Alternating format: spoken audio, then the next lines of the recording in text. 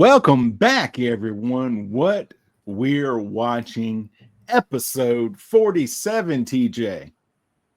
Do I have enough fingers and toes for that? It I don't like think I do. I feel like you have to like flash 4 on one hand and then like 5 and 2 on the other. But you know what? We've now have officially reached with this episode, we've covered both of our ages. Fact. So unless we slow down tremendously, it will now outpace us in ages. But which is good. Now I'm this next part is just for you, TJ. I'm going to make some assumptions here. All right. Okay. Let me hear. And you know what they say. What happens when you assume? So that's all right. That's okay. Sandwiches. That's right. That is right. I feel like you may have partaken of an episode here or there, but I feel like you're not a huge watcher of Friends. Would that be correct? You're correct. Okay. Like I said, you may have like walked into a office building or something and there's an episode playing like at the doctor's office or something. Like they got it on TBS or something. I know a couple pop culture references, but I've never sat down to watch an episode. Well, thank you for that. You just arrived at the crossroads that I was trying to lead you to. We're going to do a small pivot. And that's from Friends when they're trying to move the couch up the stairwell. Yeah. And they say it so many times it loses all meaning. Facts. Because what does pivot even mean? Where are we pivoting to? This stairwell is only so wide. I'm a big fella.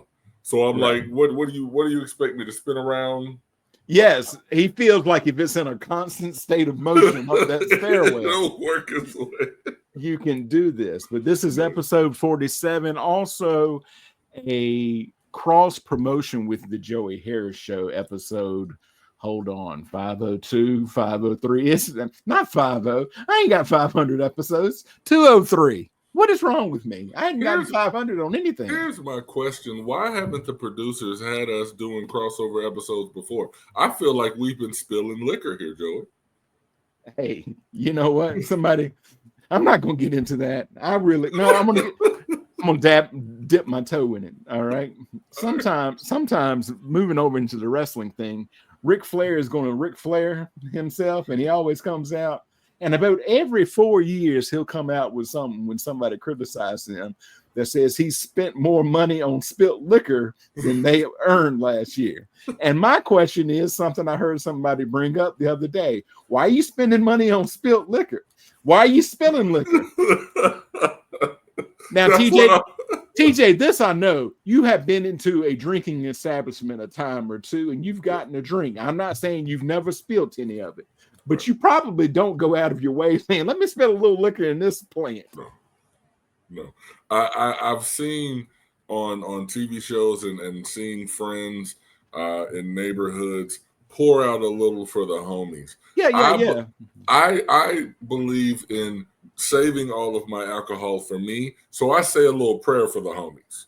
Right. You know, that's what I'm doing. Because I'm not spilling liquor, but the term for those who are less than aware, the uneducated in this situation, when I talk about spilling liquor, I'm talking about the content. Me and Joey have had some amazing shows where record wasn't even hit. Oh, absolutely. And that's what I call spilled liquor, because I'm like, that right there is some of the best content.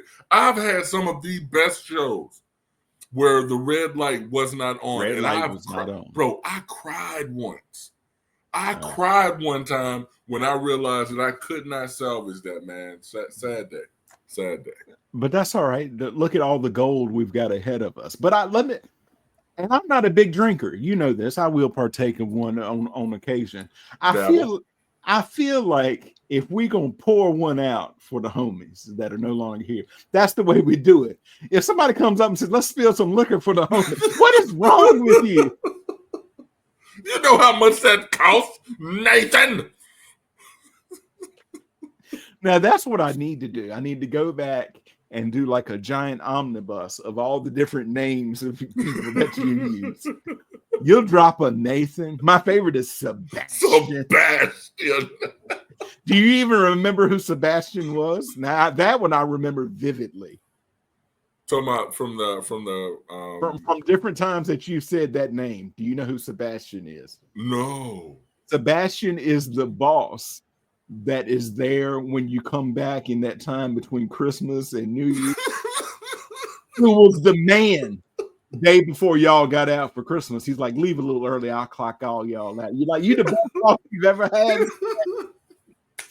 But here it is, the 27th or the 28th, and your wife doesn't want you to take no vacation days. Oh, that's right. I shouldn't even be here, Sebastian.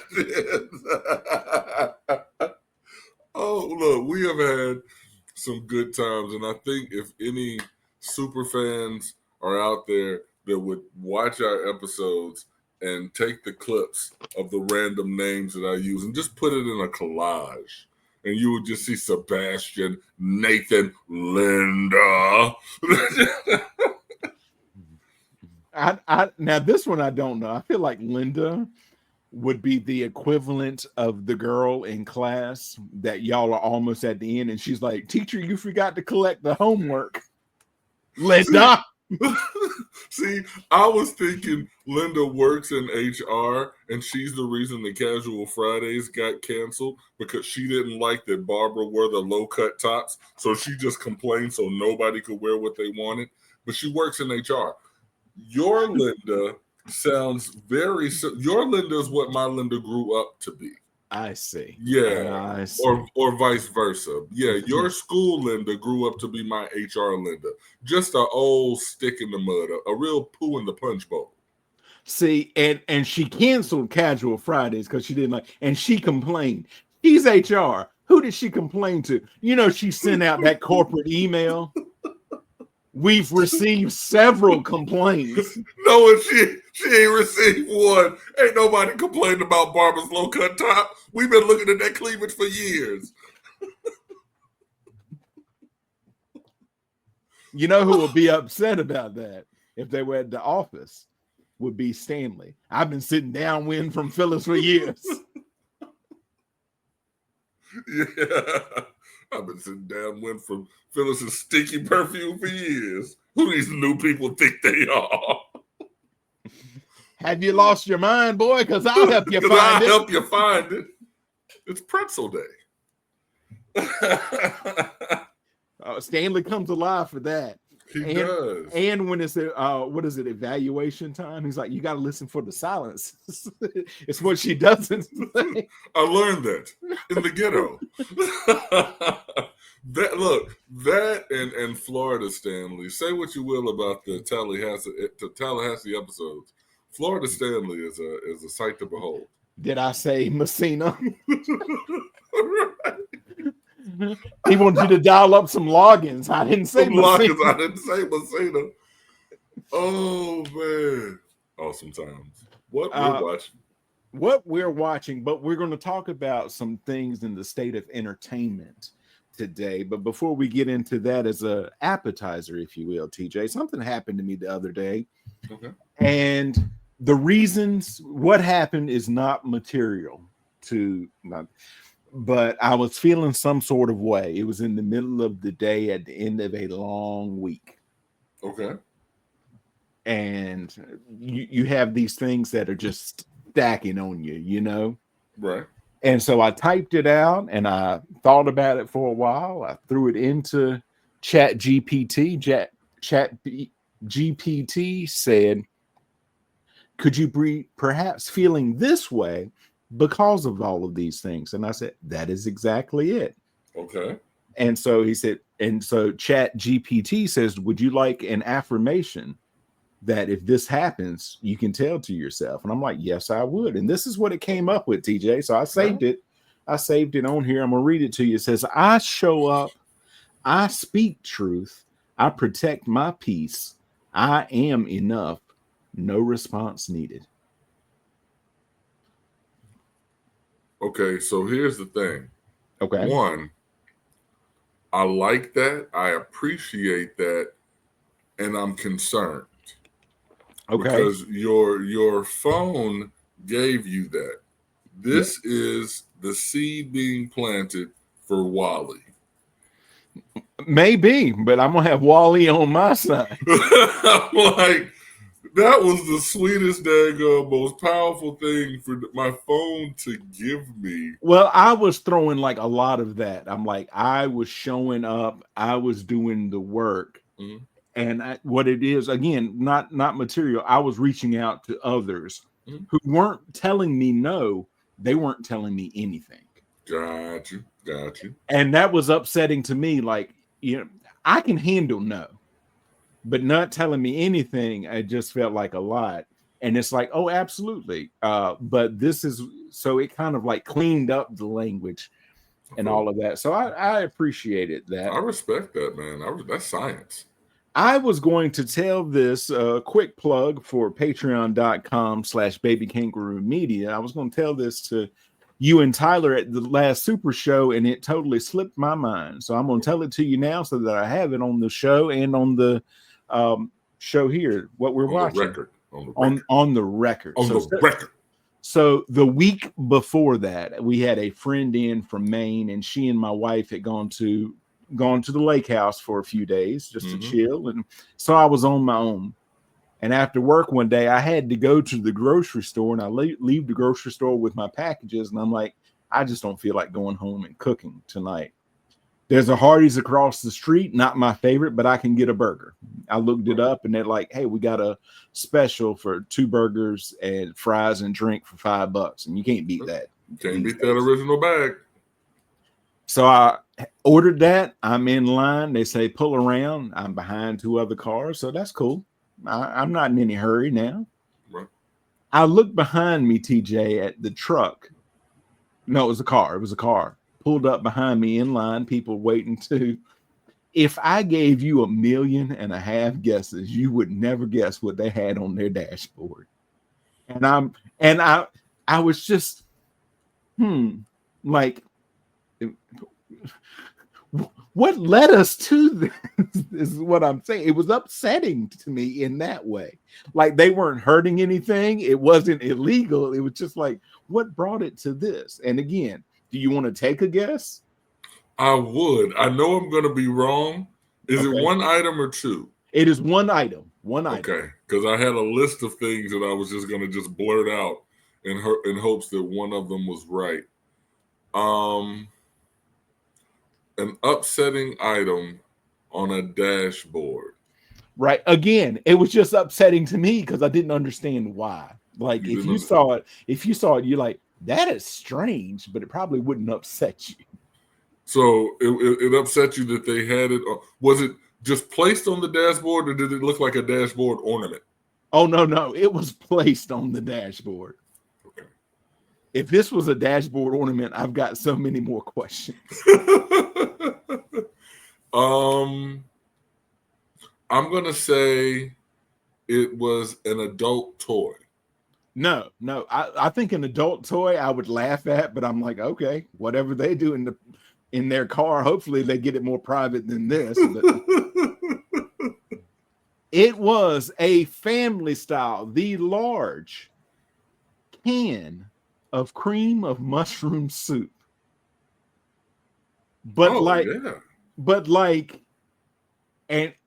the color was almost like a Progresso cream of mushroom. Okay. But like the writing and the style of the can, I'm like, they got that at Dollar General. Again, nothing wrong with Dollar General. Nothing necessarily wrong with cream of mushroom soup. If you like it, I enjoy it, but I know some people don't. I do. But the large can, and why is it on the dashboard? Like, if they're like, we don't have any room, you could hold it in your lap. So what I'm thinking happened was Cynthia was sitting there behind you, and she was driving, and the kids are in the back seat. She had went to the grocery store like you did and decided, you know what, I really don't want to go home and cook. The kids were asking for green bean casserole, which everyone knows you need cream of mushroom soup for. But who wants to make it tonight? So she goes in the Hardee's drive-thru line to get the original big bag for all of her family because, hey, what a deal. Hardee's, cut the check. And one of her kids is messing with the bags. One of the bags breaks. The cream of mushroom soup falls out. She grabs it, puts it on the dash while she's looking for everything else that fell. I got your back, Cynthia. Okay. That is an explanation. That is definitely an explanation. All right. So let's move on. And you talk about the state of entertainment, TJ, and how we got hooked on and different things that we're doing. How'd you get hooked on the MCU? Oh man.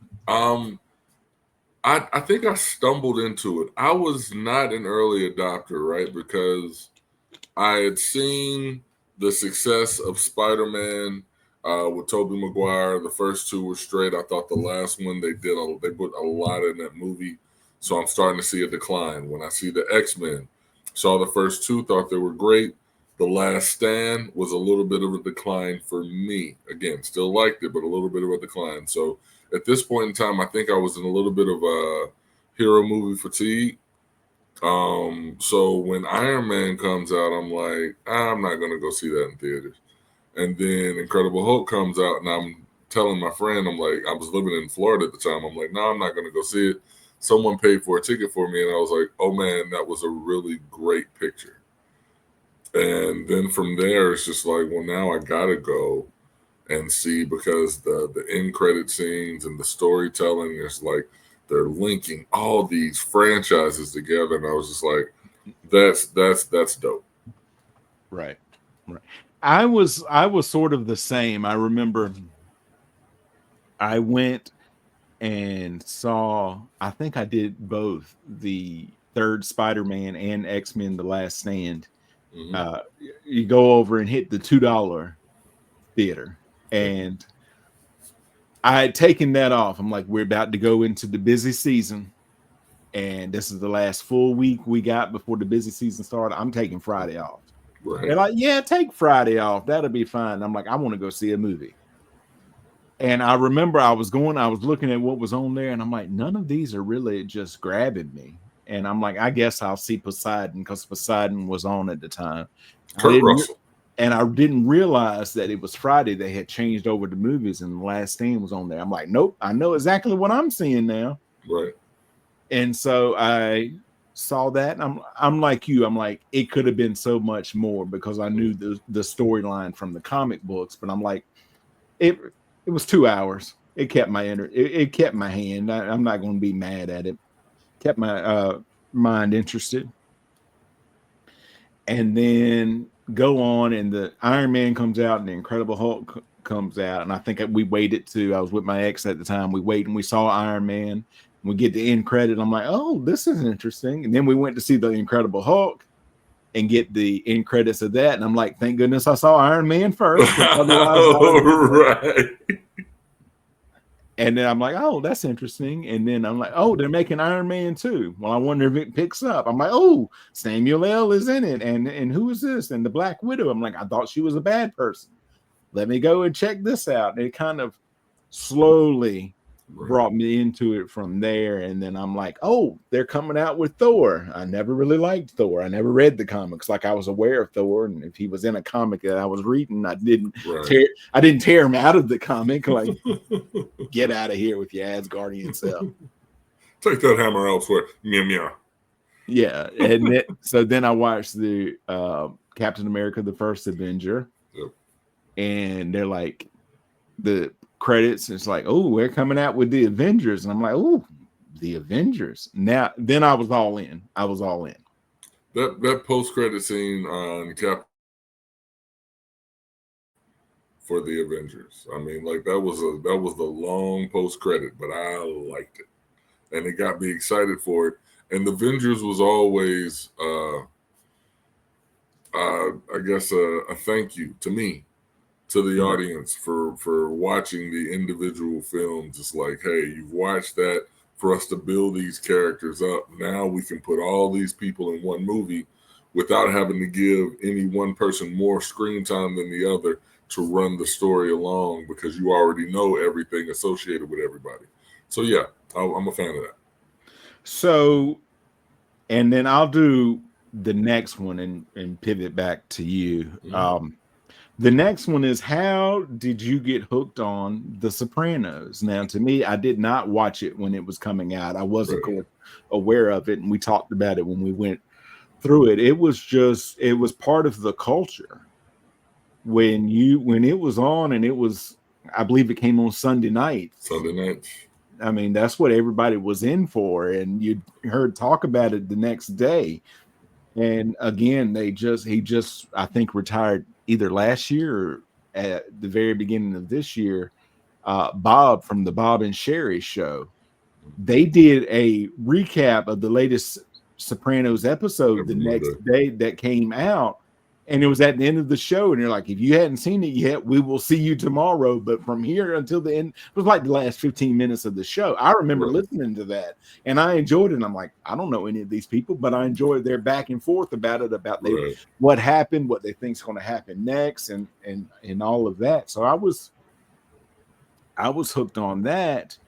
And then I think that we had talked about it a few times. And when I was talking about the main channel before we split off into our own channel, I said, it's something to do. I wanted to bring you in on it. And I said, basically, I gave you the idea for what we're watching. And I said, hey, do you want to do this with you? And I want to start with The Sopranos. And your eyes lit up. You're like, yes, I'm in. So, but how did you get hooked on The Sopranos?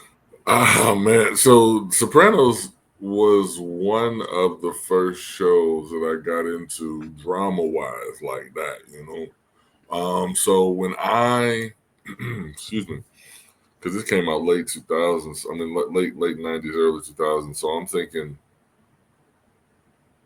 2006. They may have been into season 3 at this point. Mm-hmm. I was living in Durham, and I moved to Burlington, North Carolina, and working for Wells Fargo at the time. My manager was looking for a roommate, and I was looking for a roommate. So I ended up living with my manager. He was a huge Sopranos fan, had a big poster of The Sopranos, almost like The Last Supper. Long, you know, panoramic is what I want to say, hanging over our TV. And he had the first 2 seasons on DVD, and we watched it to get caught up for, I believe it was season 3. And then I moved to South Florida, and our assistant dean of students, huge fan, me and him would talk about it all the time, we would link up on Sunday night. So I go to his place on Sunday nights, and we would watch it, you know. We would alternate bringing meals, and he would always bring something healthy, like a white pizza. I had never had a white pizza before that, but you know, it was good. It's just not enough stuff for me. Right. But that's what got me into it, and I think I've watched that show from start to end maybe 10 times. I just interviewed someone for the wrestling podcast, and we got into other things that like he liked and watched and stuff like that. And I think I told you about it.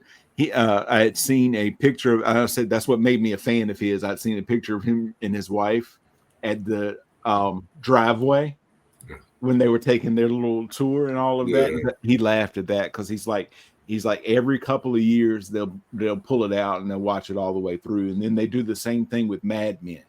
He said because there was a writer on the Sopranos who went on and developed Mad Men, and he goes, it's not the same thing. He goes, but you see a lot of the same beats about with characters and different things that they're doing for that. So we might have to add that to our list if it's not on there. I have not watched that one. I know they smoke cigarettes. Yes, they do. I've seen the first episode a couple of times. Like I'm going to get into it, and then life interferes. But that's the first episode. Is them. Reader's Digest has just published the Surgeon General's report about smoking could be hazardous to your health, and it's the 60s, and everybody's smoking, and everybody is losing their minds over it. So there is that. But yeah. So there's that. And then, so TJ, how did you get hooked on The Office?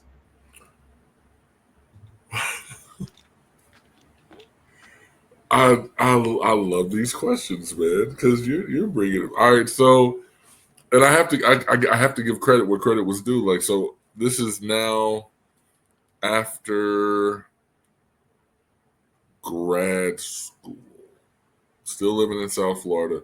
Had a roommate, The Office and Arrested Development. That cat got me into both of those shows, man.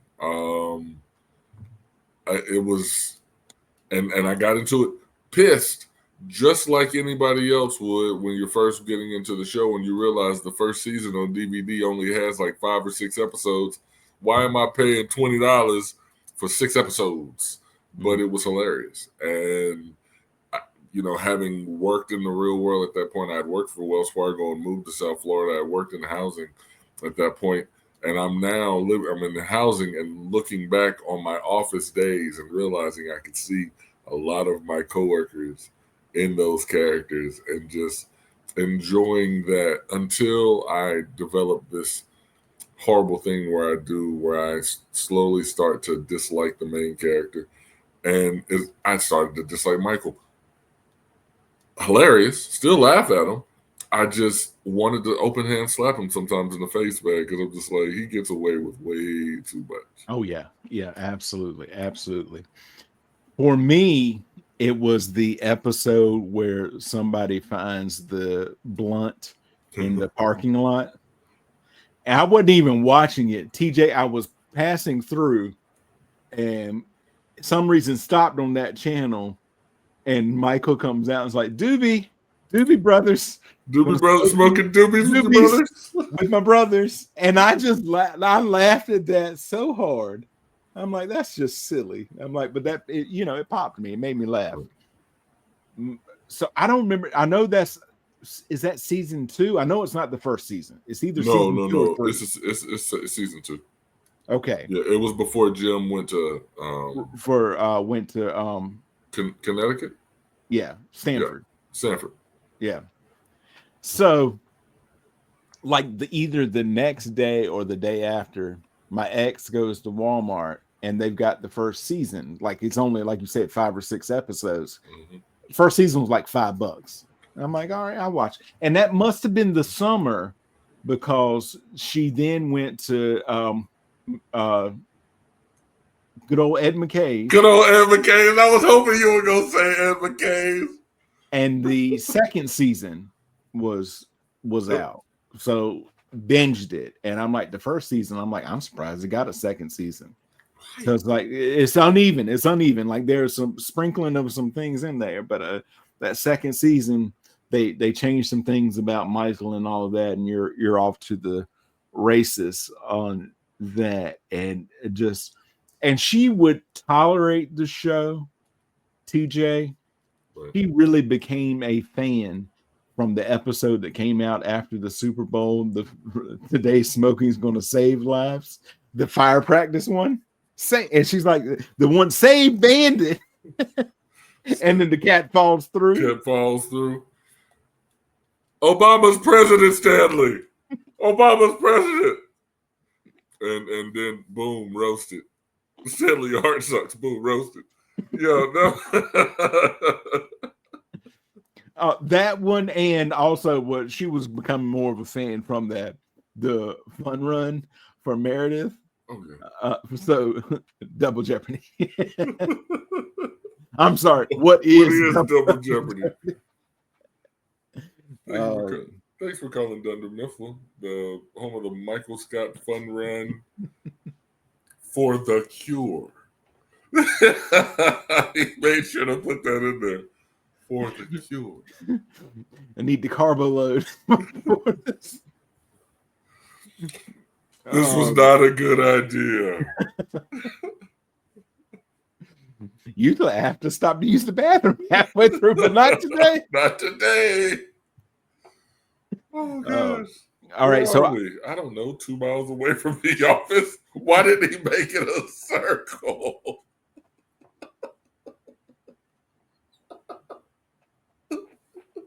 I'd forgotten that part.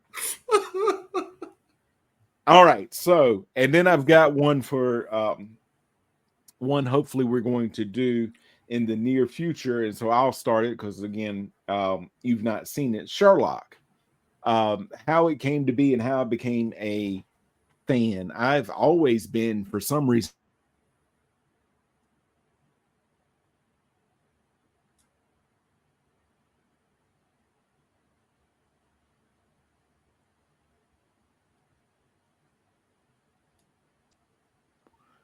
I lost internet for a second. I don't know what happened, but we're back. We're back, and we're back. And we're back. So, I've always been a fan of Sherlock Holmes for a long time, and all this, that, and the other. And one of the creators of this one realized if you go back and you read the original Sherlock Holmes stories, John Watson is a doctor who's coming home from military leave after a tour in Afghanistan where he's been hurt. And he's like, it's this, and to quote him, it's the same damn war.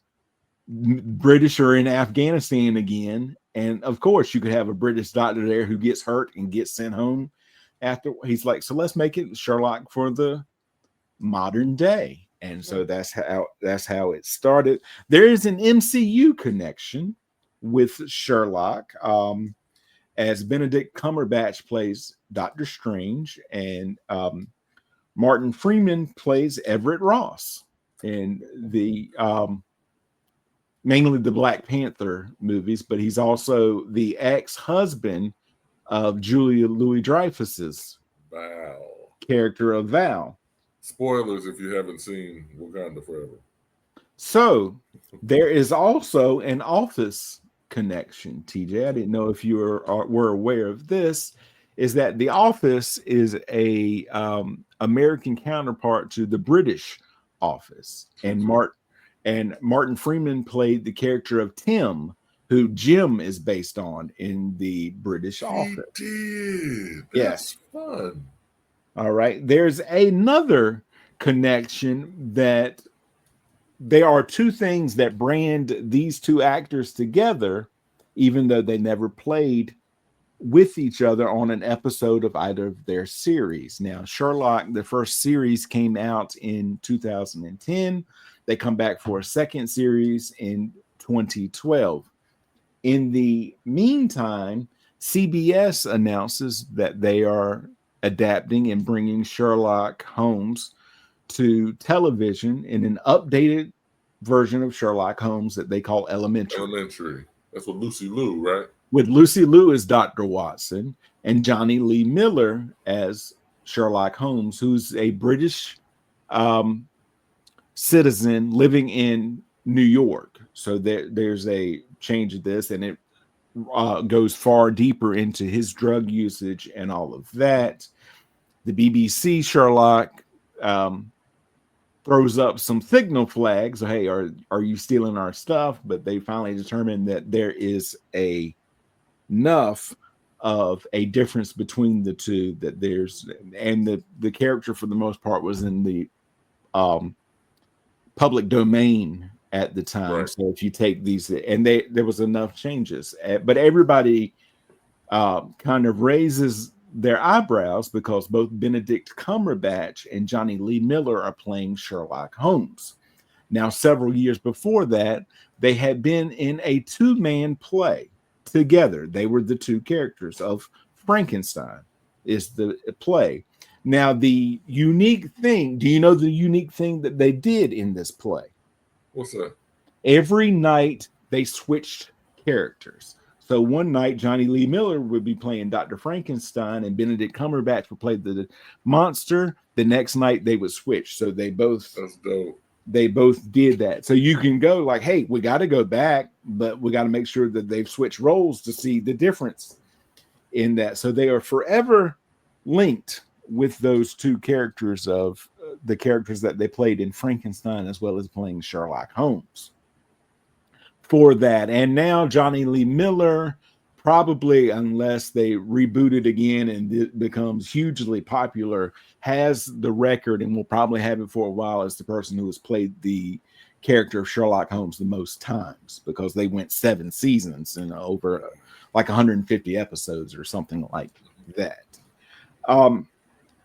So got something very it has been very controversial. You had said that you had heard about it. Is that 3 weeks to a month ago now, Stephen King reacquired the rights to his story about the Shawshank Redemption, which leads people away from Warner Brothers, which just means now that Warner Brothers can't um, hold the rights to any remakes of that, which needs people to think, hey, are they going to reboot the Shawshank Redemption? One of the most popular films, and it's critically acclaimed, and most people love it. It is my favorite movie of all time, and all of that. And people are like, oh, this is a bad idea. They shouldn't do it. Do I think that they should do it? No. But let's just say, for instance, that they're going to do something.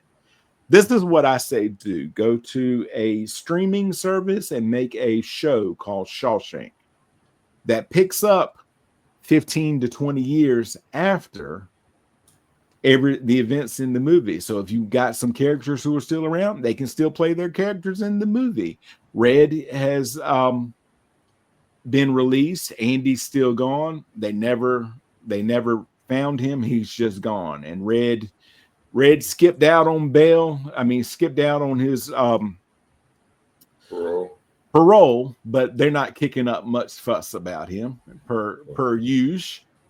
And so, and this is what I say: it's the first day of a brand new batch of inmates, as well as the first day of a brand new warden. They've had some temporary wardens since then, right?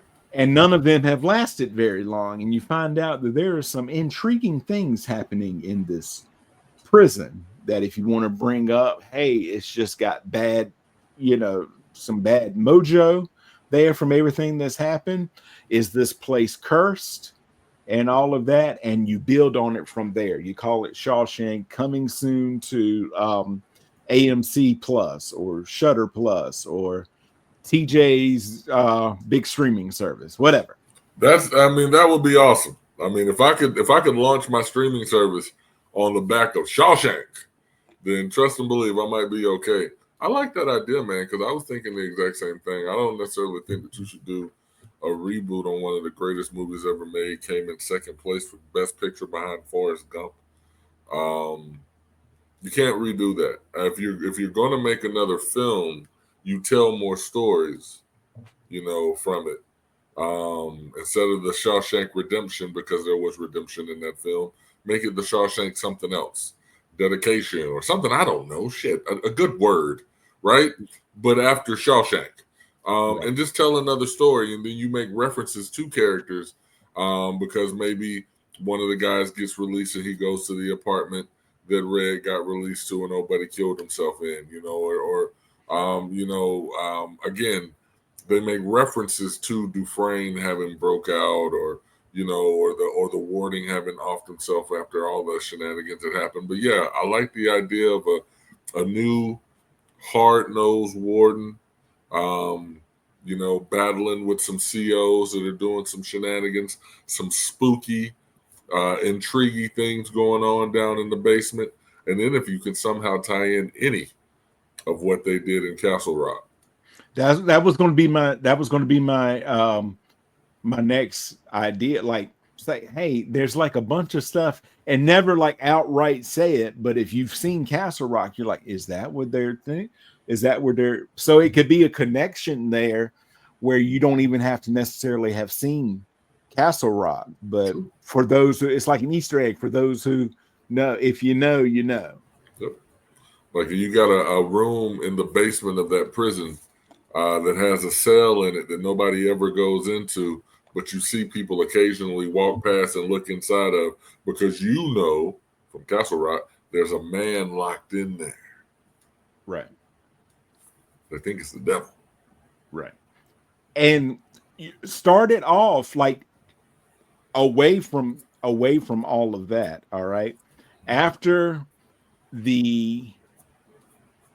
Andy's breakout, nobody's ever allowed in that cell again. They block off the hole. All right. The cell is still there, but you're not. And then you do morning count one day, and they're like, clear here or all here, all here. And the guy goes and he goes to the next to last cell, which there's somebody in that one. And then he goes to turn, but wait, there's a prisoner in the last cell that's not supposed to be there. And so you hear the thing, and they're like, wait, that horn hadn't sounded since they discovered Andy Dufresne escaped from Shawshank Prison. But this time everybody's running, and now we've got an extra prisoner. And where did this guy come from? And all of that. So that's how you launch it, I say. Like the first episode could be like first day on the job, and it's like the first day on the job for the warden, and it's also the first day on the job for a new guard who's could be like the warden's brother, even though they're not supposed to be there. He's like, keep it on the down low. Oh, now we're getting some juice. And so now we're getting some juice. So they're like, you go with Officer Smith, he'll show you the ropes. And he's like, the first thing we do every morning, we do it several times a day. And if anybody's worked in correction, that's all you're really doing is counting prisoners several times a day. Yep. He's like, this is the first thing we do. And on that, and you hear like 28 on this aisle, 28 on this aisle, and the guy's supposed to be like 27. And he's like, who is that, Sarge or whatever? And that's how you nice. Do it. Yeah. I like that trailer. I like that trailer. Like literally, the trailer scene fades in, grungy prison scene, and you hear somebody say, count time. Because that's how it happens, people. Yeah. And then very shadowy, you hear count, like little ticks. And you hear somebody say 28. Then somebody say, all right, man, you got your 27, 28. And then the alarm goes off. We got one too many. Shit, Joey. Shit. And then you have someone, have it be Morgan Freeman as Red. It said, over the years, my buddies would write me letters.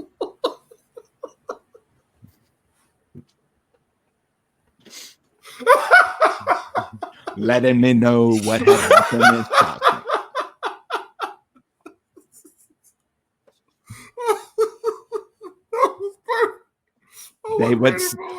They would send it to Mrs. Smith, care of Zewatanea.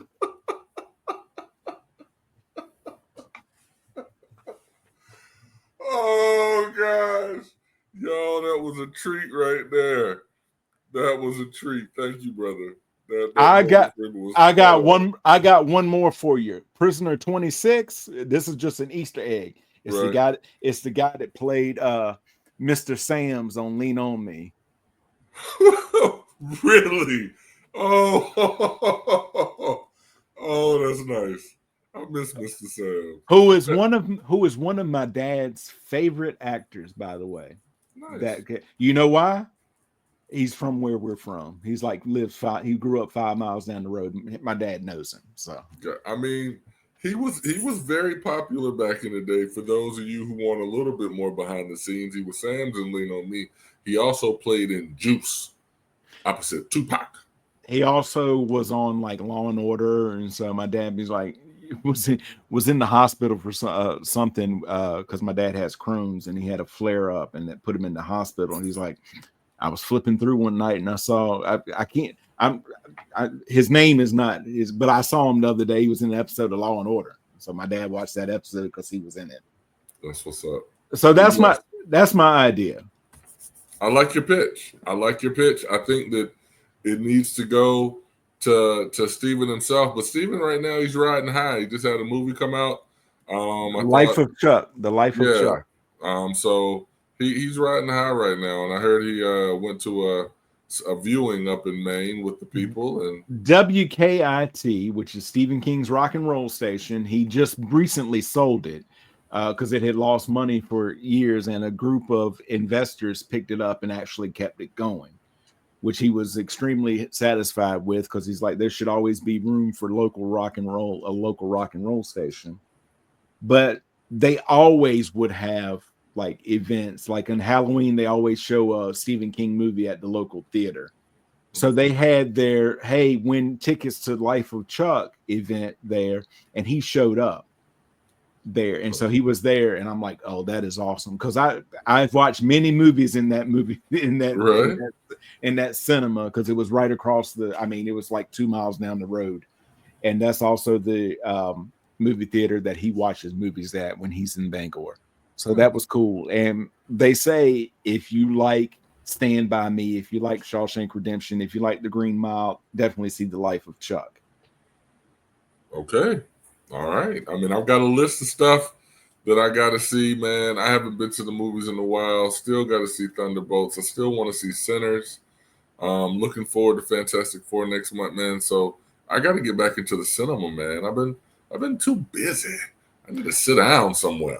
I'm about 2/3 of the way through Captain America. Have you seen Captain America: Brave New World? I haven't seen that one yet either, because that's on the Disney Plus, and I currently don't have the Disney Plus. So it's and so fans, if anybody out there has a Disney Plus and they really want to be like really awesome and share it with me, hit me in the DMs. I don't know which site I'm on, but hit me there. You can send it to me. I'll make sure TJ gets it. Along with any bread. I've got that pipeline to TJ. I can get the info to him. All right. But I told you this going in, I want to be very mindful of your time. But before I let you go, my friend, hit me with anything and everything that you got. Plug away. Plug away. First plug is Baby Kangaroo Media. We got some awesome graphics, and I don't know if Joey's going to use them, but I sent them to him because they inspired me, because he inspires me. Boom in your face. The Super Show, that's a great opportunity to get a whole bunch of characters and personalities all in one place. That is our Avengers, the Super Show. Because you get, you got people from the wrestling show, you got people from the bathtub baristas, and then you got me, the amuse boost to it all.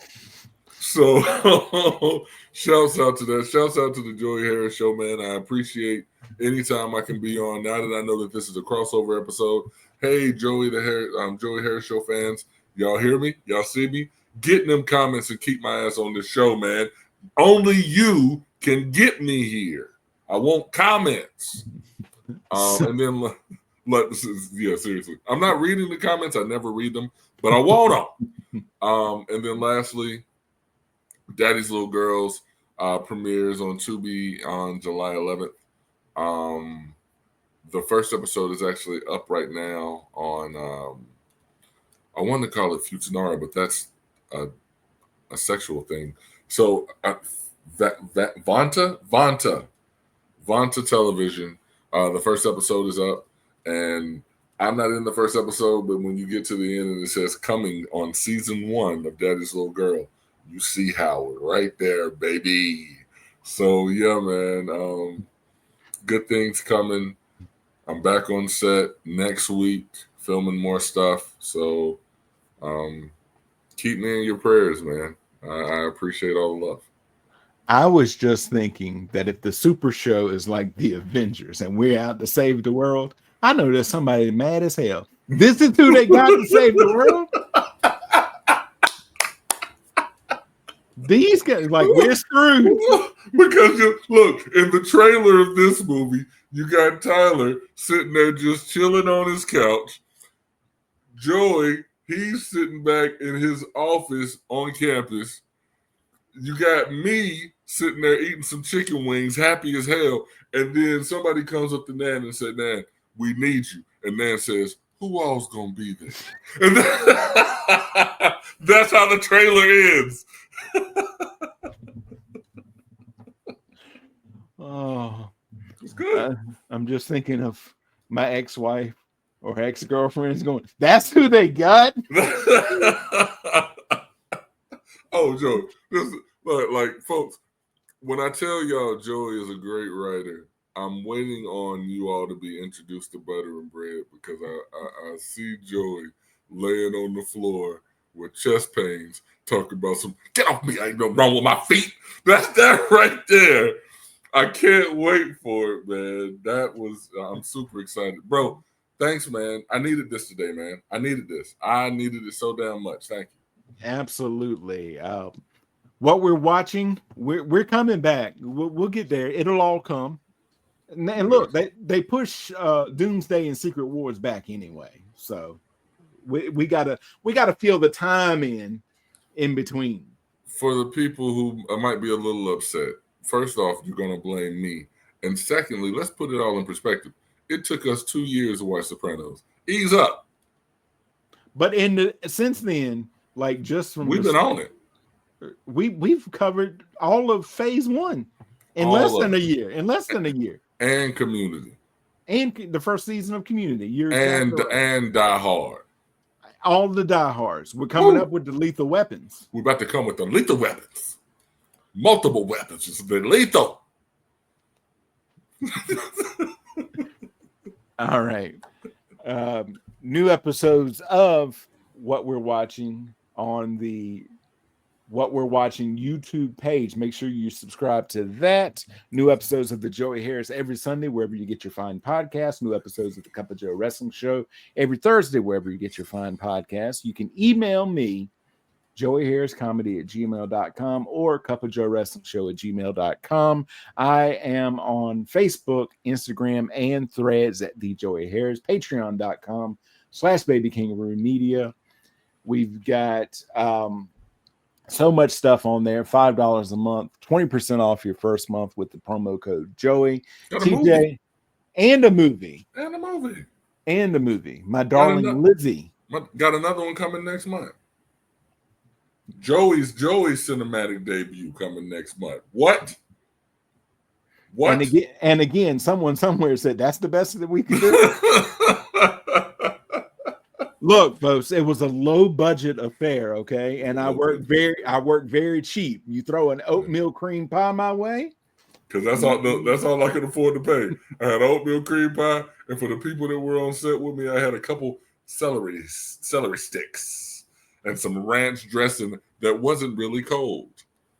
I felt bad about that ranch. All right. TJ, thank you so much, my brother, as always, and we will talk to you all next time.